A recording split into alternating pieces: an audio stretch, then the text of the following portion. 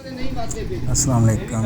ہاں جی، تو میں بھی نیٹ سے دیکھ کے مرغیوں کا کام شروع کرنے لگا ہوں، تو اس کے لیے میں نے سوچا کوئی تھوڑا سا پہلے چھت پہ جو ہے ان کا شیڈ وغیرہ تیار کروا لوں۔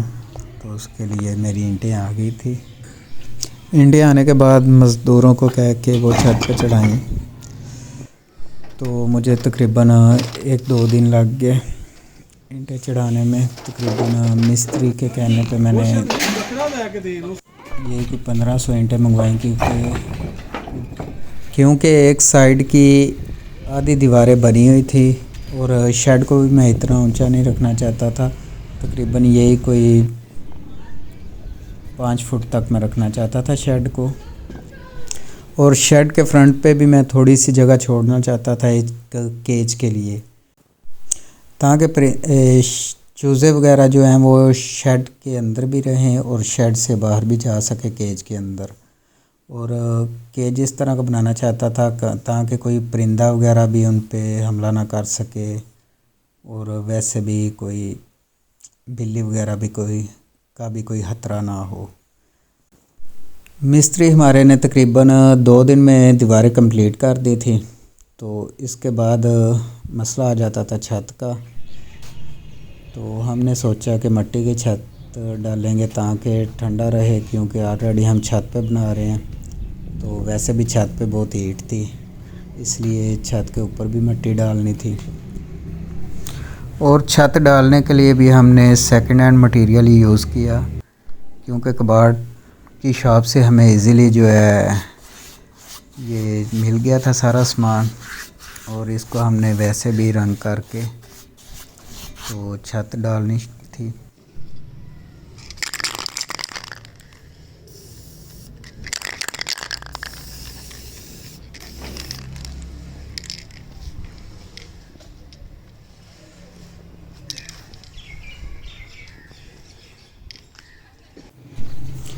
جو ہی تیسرے دن مستری آیا تو مستری نے چھت کی تیاری شروع کر دی،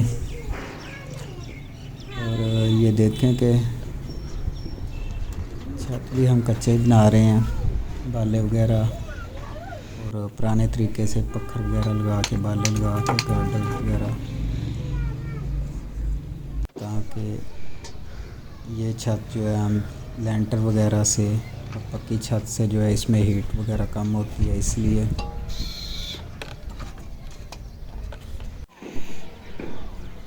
تقریباً ہمیں یہ سارا پروسیجر کرتے ہوئے 1 دن لگ گیا چھت کی تیاری میں، کیونکہ مٹی وغیرہ تو اس کے بعد ہی ڈلنی تھی، پہلے چھت کی تیاری وغیرہ کرنی تھی۔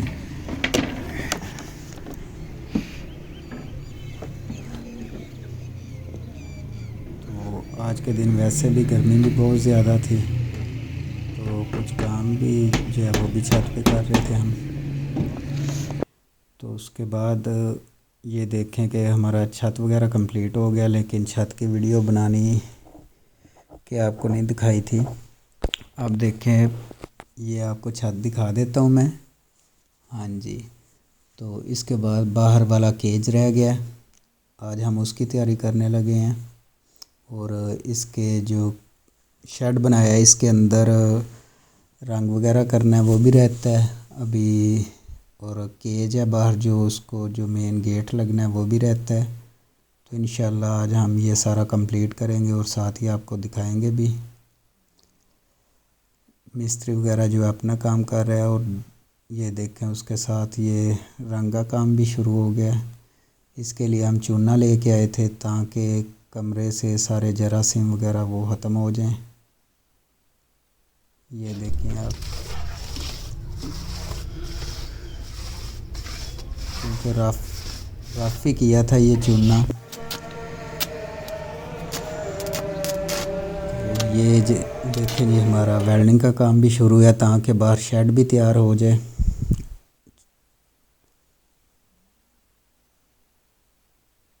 ہاں جی، اور ساتھ مستری اپنا کام بھی کر رہا ہے اور ساتھ ویلڈنگ والا بھی کام کر رہا ہے، کیونکہ آج کے دن میں یہ کام کمپلیٹ کرنا تھا۔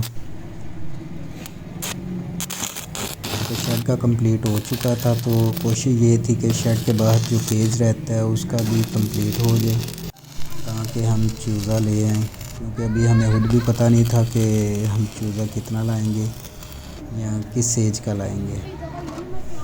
ہاں جی، تو سوچا تو یہی تھا کہ فرسٹ ٹائم ہے، کوشش کریں گے زیادہ چھوٹا چوزا جو ہے وہ نہ ہی لائیں، کیونکہ ہو سکتا ہے ہمیں ابھی اتنا ایکسپیرینس نہیں ہے کہ ہم چھوٹے چوزے کی دیکھ بھال کر سکیں، لیکن آگے دیکھتے ہیں کیا کرتے ہیں۔ یہ ہمارا جو ہے تقریباً شیڈ کے بعد باہر والا جو ہے کیج وغیرہ وہ بھی تیار ہونے کو ہے۔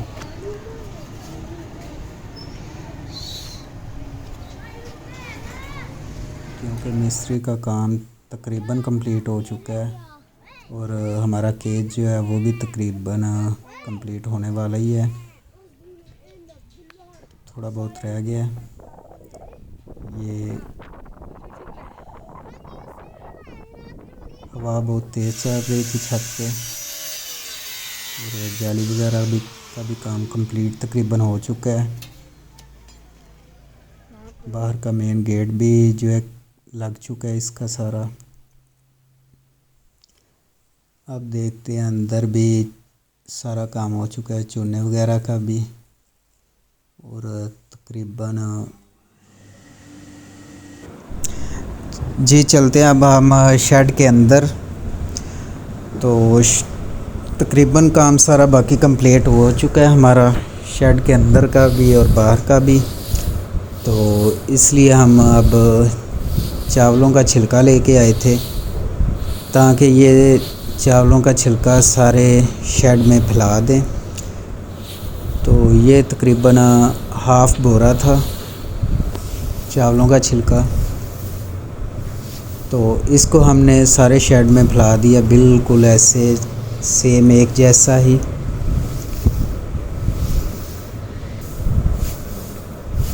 ہمیں تو اس چیز کا پتہ نہیں ہے کہ یہ کس لیے چوزوں کے نیچے ڈالتے ہیں، کیونکہ فرسٹ ٹائم ہے۔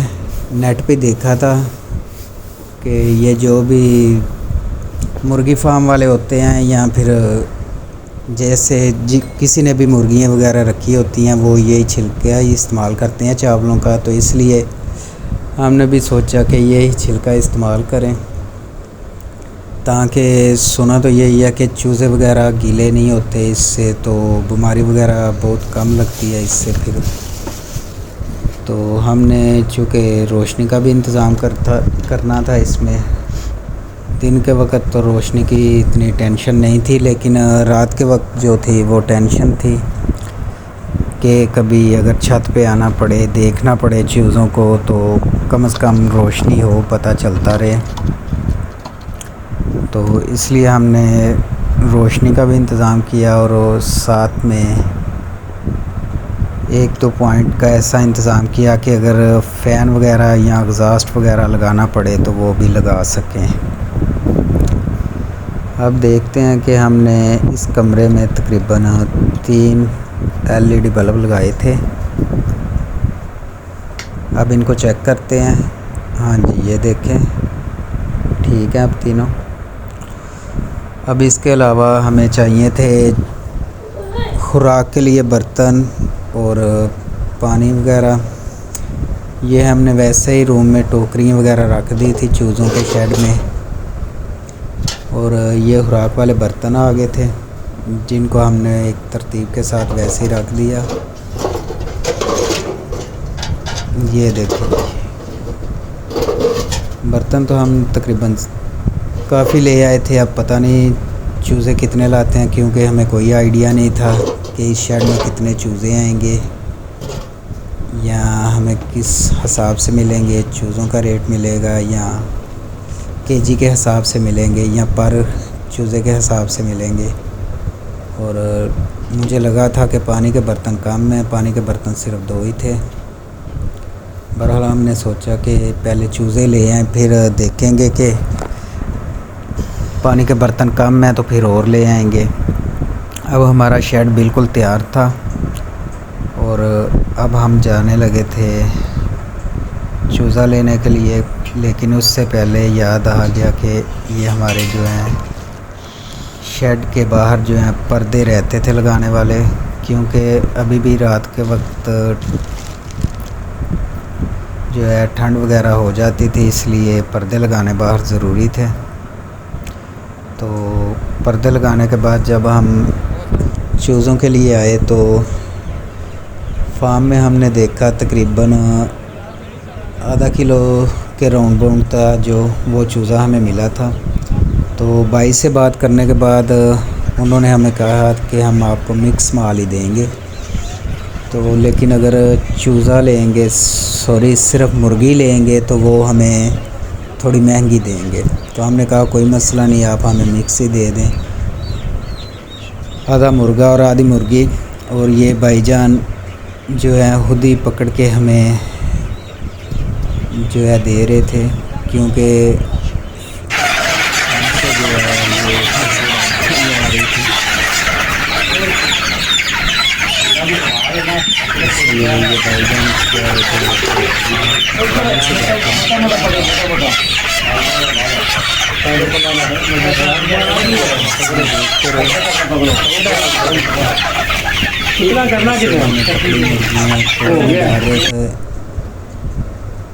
اور ہم نے جب ان کا حساب وغیرہ کروایا تو بھائی جان نے یہ ہمیں بل بنا کے دیا کہ اتنا مال ہو گیا۔ یہ تقریباً 70 کلو مال ہوا تھا جو ہم لے کے اب اپنے شیڈ میں آ گئے تھے ایسے توڑوں میں۔ اب دیکھتے ہیں، ان میں آدھے مرغیاں تھیں اور آدھے مرغے تھے، تو ہم کاؤنٹ کرنے لگے تھے کیونکہ یہ توڑوں میں بند تھی۔ جب ہم آرام سے ایک ایک نکال رہے تھے اور کاؤنٹ کر رہے تھے تو اسی دوران ایک کی موٹیلٹی ہو گئی، مطلب کہ ایک چوزہ مر گیا، اور ہم نے پھر کاؤنٹ کرنا بند کر دیا اور کوشش کی کہ زیادہ جلدی سے جلدی ہم اپنے چوزوں کو توڑوں سے باہر نکال دیں۔ تو اس لیے پھر حالانکہ ہم نے توڑوں میں سوراخ کیے ہوئے تھے تاکہ چوزوں کو جو ہے سانس لینے میں مشکل نہ ہو، لیکن پھر بھی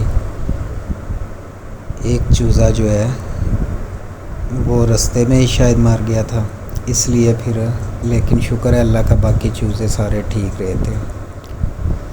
اور اس کے بعد جب کاؤنٹنگ میں نے کی تو پتہ چلا کہ تقریباً 130 چوزے تھے، تقریباً 70 kg میں۔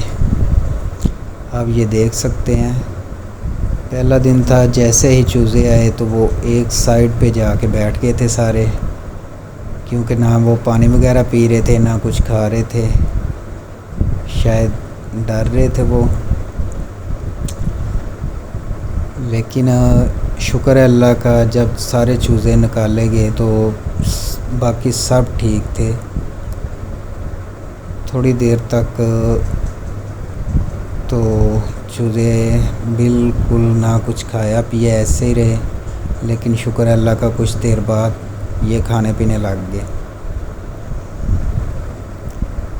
تو یہ ہمارا کمپلیٹ شیڈ ہے۔ اب ٹوٹل جو اس پہ کاسٹ آئی ہے وہ تو ابھی میں نے کاؤنٹ ٹوٹل کی نہیں کی تھی، تو انشاءاللہ نیکسٹ ویڈیو میں آپ کو ٹوٹل کاسٹ کے بارے میں ضرور بتاؤں گا، شیڈ کی کیا کاسٹ تھی اور یہ جو مرغیاں ہیں یہ کتنے کی آئی ہیں۔